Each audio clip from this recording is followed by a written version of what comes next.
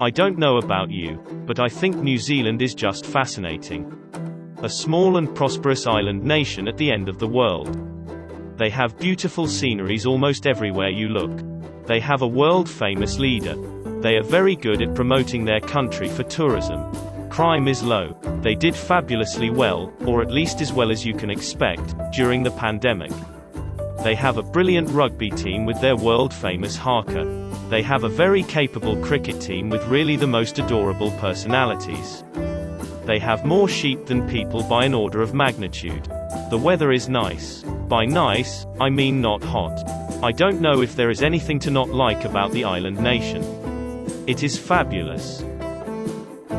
Hello and welcome to the channel where in this video we'll talk about New Zealand and the global collapse of society.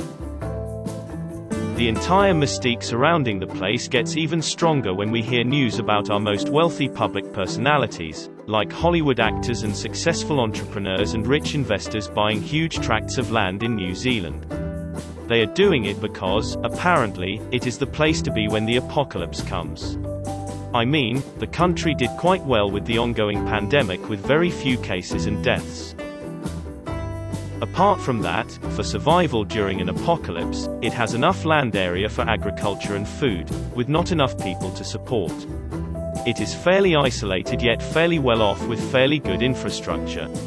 I am sure no one is going to be able to swim there, and even traveling to New Zealand by boat could be a challenging endeavor. It can produce a good amount of electricity from dams and rivers. There are many hot springs which can be a usable source of heat and energy. It kind of makes sense that you would want to be in an isolated wonderland with a lot of food and energy when the world goes bonkers. Since the apocalypse may be a real thing, researchers have studied its impact and how best to survive one.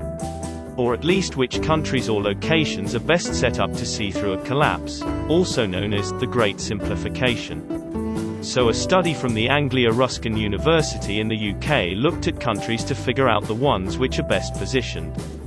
And it is no surprise that New Zealand came out at the top.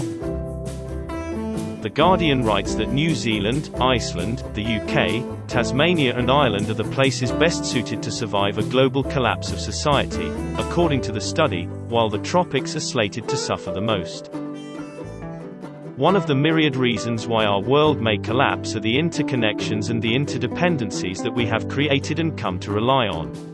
We are today better off than any other time in the history of mankind, which is a good thing. And one of the key reasons for that are the interdependencies that we have created. If these connections are broken, then it'll be hard to live our lives the way that we do now, which to me, is an obvious thing. Needless to say, some of us are more well off than others, and studies like these highlight that even more starkly. Personally, I am skeptical about what we can do with such studies. The fact there are huge population centers near the tropics and not much in isolated small, not entirely habitable islands is not a big surprise. An answer to the question as to why China and the Indian subcontinent have such large populations is that they have always had large populations. It may also be that the tropics have large landmass with many rivers, abundant rainfall and stable geography with not many earthquakes or volcanoes. Earth's climate and environment has historically supported large populations in regions where we have large populations. If the future is substantially different from the present, or there are simplification events, then many people will not survive.